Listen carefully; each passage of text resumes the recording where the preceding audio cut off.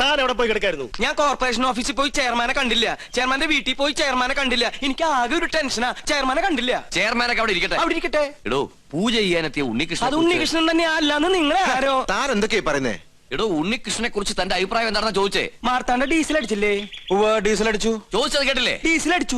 എടോ ഉണ്ണികൃഷ്ണനെ കുറിച്ച് തന്റെ അഭിപ്രായം എന്താണെന്നാ ചോദിച്ചേ. നല്ല അഭിപ്രായം അല്ലേ?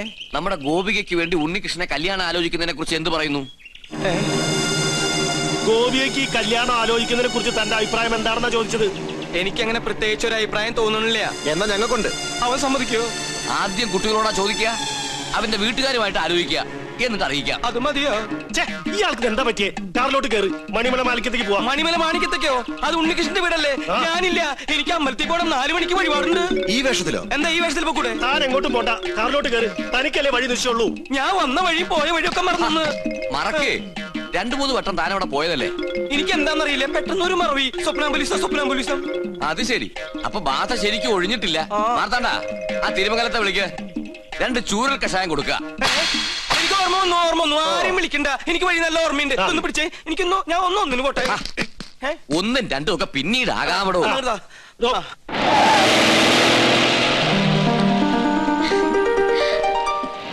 ഉണ്ണീഷ്ണ, പോയിട്ട് വരാം. പോയിട്ട് വാ. ഇയാളെന്താ കഥകളി കാണിച്ചോണ്ട് പോകുന്നു? നീ ആക്ക് ശരിക്കും ബാധ കൂടിയോ?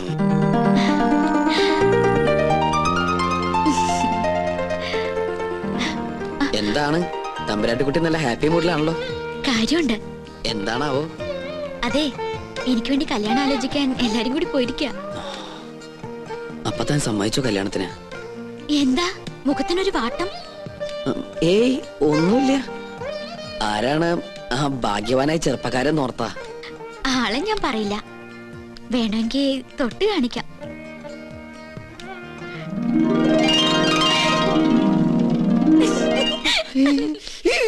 അയ്യോ, അപ്പൊ അവരാ ഉണ്ണികൃഷ്ണന്റെ വീട്ടിലേക്കല്ലേ പോയത്?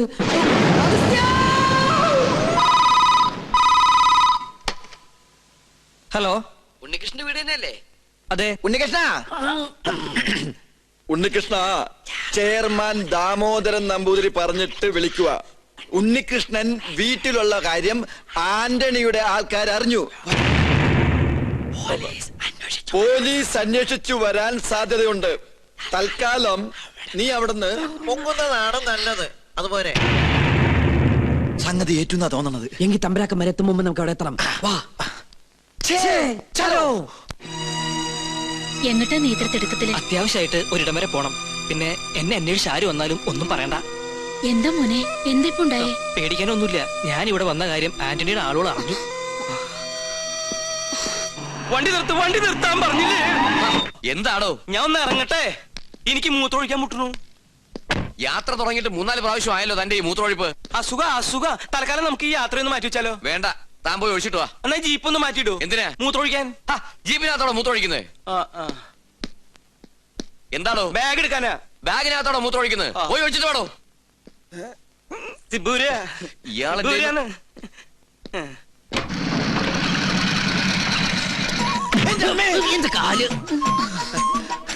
ഉണ്ണികൃഷ്ണൻ ഇവിടെ ഇല്ല. അറിയാം, അവൻ ഇവിടെ ഉണ്ടാവില്ലെന്ന് പറഞ്ഞിരുന്നു. അതുകൊണ്ടല്ലേ ഞങ്ങൾ വന്നത്. ഞങ്ങൾ ഉണ്ണിയുടെ സുഹൃത്തുക്കളാ. എന്റെ പേര് ഉണ്ണികൃഷ്ണൻ തന്നെയാ. എന്റെ പേര് അഗസ്റ്റിൻ നമ്പൂതിരി. ഞങ്ങൾ 2 ഫ്രണ്ടുക്കളാ. ബാക്കിൽ നിന്ന് വന്നേ ഉള്ളൂ. അകത്തേക്ക് വരിക. അമ്മയുടെ പേരെന്താ? സരോജിനി. എന്നാ അകത്തോട്ടിരിക്കാം. എന്നാലും അകത്തേക്ക് ഇരിക്കുന്നതിന് മുമ്പ് അമ്മ ആ സന്തോഷ വാർത്ത അറിഞ്ഞിരിക്കണം. അമ്മേ. അതെ, പിച്ചക്കാരൻ വിളിക്കണം. അത് ഞാനാ. നീയായിരുന്ന? നമ്മുടെ ഉണ്ണിക്കൊരു മഹാഭാഗ്യം കൈവന്നിരിക്കല്ലേ?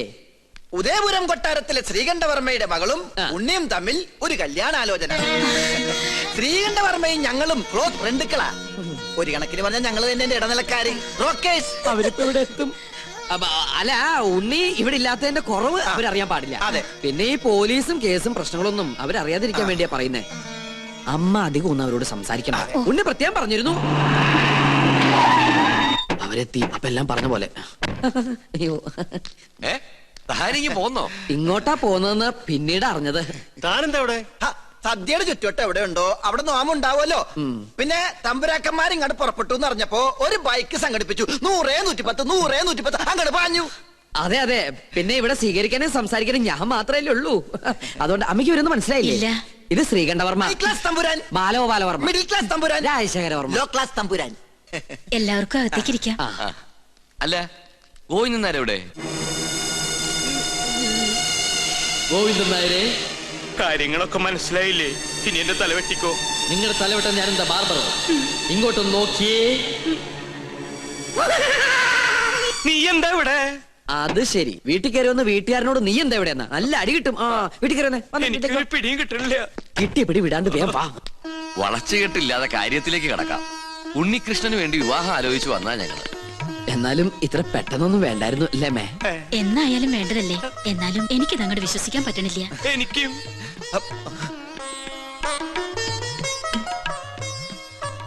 ഇതേതാ ഈ കുട്ടി? ചോദിച്ചത് കേട്ടില്ല മേ.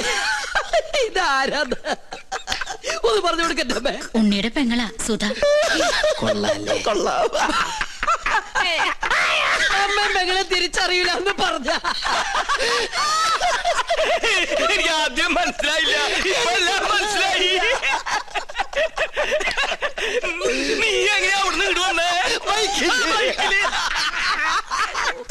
അപ്പോ നിങ്ങൾ ആലോചിച്ച ശേഷം ബന്ധുക്കളോടൊപ്പം കൊട്ടാരത്തിലേക്ക് വരിക. തീരുമാനങ്ങളൊക്കെ അവിടെ വെച്ചാകട്ടെ. ഉണ്ണികൃഷ്ണ, തന്നോട് ഒരിക്കൽ എനിക്കൊരു പാപം ചെയ്യേണ്ടി വന്നു. മുത്തശ്ശി മരിച്ച വിവരം അറിയിക്കാതിരുന്നത്.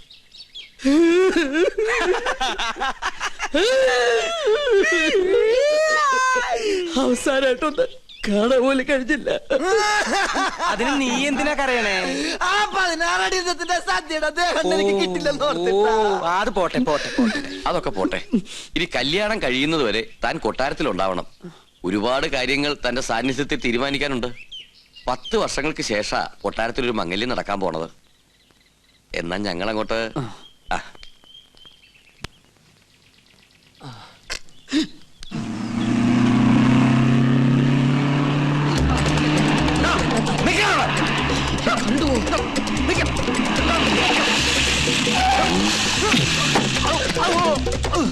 തിരുമനസ് നിരപരാധിയാണ്.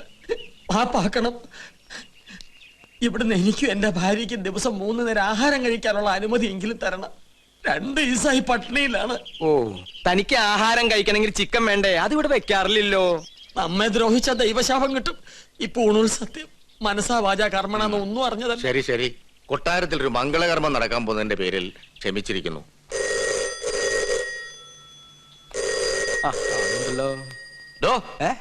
ആ ഫോണം കട്ടിന്റെ ചെയ്യടോ.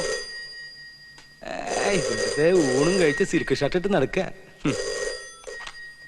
ഹലോ, ഉദയപുരം പാലസ് അല്ലേ? അതെ. ഞാൻ മണിമല മാണിക്യത്ത് നിന്നും ഉണ്ണികൃഷ്ണൻ നമ്പൂതിരിയാ.